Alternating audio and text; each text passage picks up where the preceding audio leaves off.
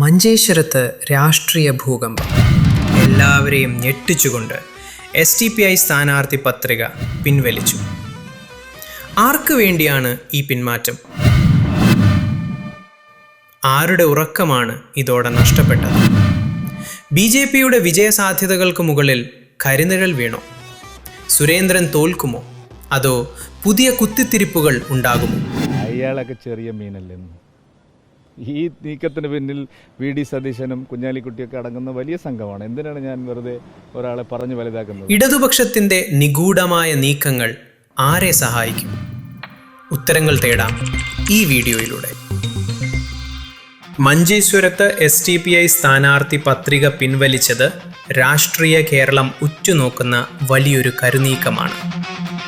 മതേതര വോട്ടുകൾ ഭിന്നിച്ചാൽ അതിൻ്റെ ഗുണം നേരിട്ട് BJPക്ക് ലഭിക്കുമെന്ന രാഷ്ട്രീയ യാഥാർത്ഥ്യം തിരിച്ചറിഞ്ഞാണ് ഈ പിന്മാറ്റം.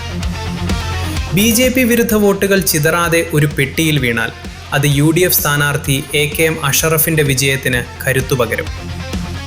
മഞ്ചേശ്വരത്തെ ഭൂരിപക്ഷം ഗണ്യമായി വർദ്ധിപ്പിക്കാൻ ഈ തന്ത്രപരമായ നീക്കം സഹായിച്ചേക്കാം. എന്നാൽ ഈ പിന്മാറ്റത്തെ രഹസ്യധാരണ എന്ന് വിളിച്ച് വോട്ടർമാരെ ഭിന്നിപ്പിക്കാനാണ് BJP ക്യാമ്പ് ശ്രമിക്കുന്നത്. മതേതര വോട്ടുകളുടെ ഏകീകരണം തടയാൻ അവർ പുതിയ പ്രചാരണ തന്ത്രങ്ങൾ മെനയുന്നുണ്ട്. പ്രതിപക്ഷ നേതാവ് VD സതീശൻ പറഞ്ഞത് ഞങ്ങൾക്ക് SDPIയുടെ വോട്ട് വേണ്ടെന്നാണ്. മഞ്ചേശ്വരം MLA പറഞ്ഞത് SDPIക്കാരെ ചെരുപ്പൂരി അടിക്കണം എന്നാണ്. അതായത് ഞങ്ങൾക്ക് SDPIക്കാരുടെ വോട്ട് വേണ്ട, SDPIക്കാരുടെ മുഖത്ത് ചെരുപ്പൂരി അടിക്കണം എന്ന് പറഞ്ഞ അതേ പാർട്ടികൾ, മുന്നണികൾ, എല്ലാ മതസംഘടനകളെയും ഉപയോഗിച്ച് SDPIയെ സ്ഥാനാർത്ഥിത്വം പിൻവലിക്കാൻ തയ്യാറായി. അതാണ് ഇവിടുത്തെ ഏറ്റവും പ്രധാനപ്പെട്ട രാഷ്ട്രീയം. എങ്കിലും കണക്കുകൾ പരിശോധിച്ചാൽ വോട്ട് ഭിന്നിപ്പില്ലാത്ത ഒരു പോരാട്ടം BJPക്ക് വലിയ വെല്ലുവിളി തന്നെയാണ് ഉയർത്തുന്നത്. അതുകൊണ്ട് പിൻവലിച്ചു. എന്താണ് അതിന്റെ ഒരു പാർട്ടി അങ്ങനെ തീരുമാനം എടുക്കാൻ കാരണം എന്തെന്ന് എനിക്കത് വ്യക്തമായിട്ടില്ല. എന്നാലും പാർട്ടി പറഞ്ഞത് കൊണ്ട് ഞാൻ പിൻവലിച്ചു. എനിക്ക് തോന്നുന്നു ചിലപ്പോൾ പിന്നെ UDFുമായിട്ട് എന്തെങ്കിലും ചർച്ച ചെയ്തിട്ടുണ്ടാവാന്നാണ് വിചാരിക്കുന്നത്. K. സുരേന്ദ്രനെ സംബന്ധിച്ചിടത്തോളം ഇത് കനത്ത തിരിച്ചടിയാണ്. BJP ജയിക്കുമെന്നുള്ളത് കൊണ്ടാണ് പിന്നെ അവർ ചെയ്യുന്നത്. അപ്പോൾ സുരേന്ദ്രൻ വേറൊരു കാൻഡിഡേറ്റ് ആണെങ്കിലും അങ്ങനെ UDF SDPI അന്തർധാര എന്ന ആരോപണമുയർത്തി ഹിന്ദു വോട്ടുകൾ ഏകീകരിക്കാനാണ് BJPയുടെ ഇപ്പോഴത്തെ നീക്കം. ഇടതുപക്ഷം ഇത്തവണ മൗനത്തിലൂടെ BJPയെ 3ാം സ്ഥാനത്തേക്ക് തള്ളാനുള്ള തന്ത്രമാണ് പയറ്റുന്നത്.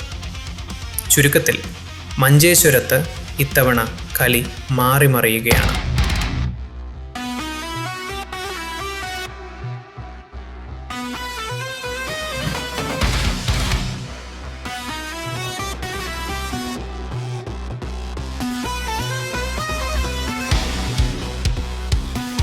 കഴിഞ്ഞ തവണ വെറും 745 വോട്ടുകൾക്ക് ജയിച്ച അദ്ദേഹത്തിന് SDPIയുടെ 10,000-ഓളം വരുന്ന വോട്ടുകൾ ചിതറാതെ കിട്ടിയാൽ വിജയം ഉറപ്പിക്കാം. അതായത് മഞ്ചേശ്വരത്തെ ഭൂരിപക്ഷം ഇത്തവണ ഗണ്യമായി വർദ്ധിക്കാൻ ഈ പിന്മാറ്റം വഴിയൊരുക്കും. K. സുരേന്ദ്രനെ സംബന്ധിച്ചിടത്തോളം ഇത് കനത്ത തിരിച്ചടിയാണ്. മുസ്ലിം വോട്ടുകൾ ഭിന്നിക്കപ്പെടുമെന്ന പ്രതീക്ഷയിലായിരുന്നു BJP ക്യാമ്പ്. ഇപ്പോൾ വോട്ടുകൾ ഏകീകരിക്കപ്പെട്ടതോടെ സുരേന്ദ്രന്റെ വിജയം ദുഷ്കരമായിരിക്കുന്നു. എന്നാൽ ഇതിനെ UDF SDPI തീവ്രവാദ കൂട്ടുകെട്ട് എന്ന് പ്രചരിപ്പിച്ച് ഭൂരിപക്ഷ വോട്ടുകൾ സമാഹരിക്കാൻ സുരേന്ദ്രൻ ശ്രമിക്കുന്നുണ്ട്. ഇതൊരു കുത്തിത്തിരിപ്പല്ല, മറിച്ച് BJPയുടെ അതിജീവന തന്ത്രമാണ്.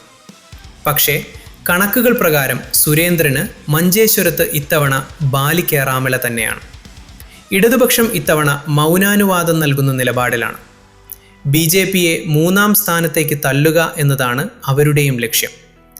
LDF വോട്ടുകൾ ചോരാതെ നോക്കിയാൽ പോലും BJPയുടെ ജയസാധ്യത കുറയും. അതുകൊണ്ട് തന്നെ മഞ്ചേശ്വരത്ത് ഇത്തവണ ഒരു സൈലന്റ് അണ്ടർ കറന്റ് UDFന് അനുകൂലമായി പ്രവർത്തിക്കുന്നുണ്ട്. SDPIയുടെ പടിയിറക്കം മഞ്ചേശ്വരത്ത് UDFന് ചുവപ്പ് പരവതാനി വിരിച്ചിരിക്കുകയാണ്. BJPയുടെ വർഗീയ കാർഡുകൾക്ക് മുകളിൽ ഐക്യത്തിൻ്റെ രാഷ്ട്രീയം വിജയിക്കുമോ എന്ന് കാത്തിരുന്ന് കാണാം. മഞ്ചേശ്വരത്തെ ഓരോ വോട്ടും ഇനി ചരിത്രമാണ്. ഇത്തരം രാഷ്ട്രീയ സത്യങ്ങൾ അറിയാൻ F മീഡിയ സബ്സ്ക്രൈബ് ചെയ്യൂ.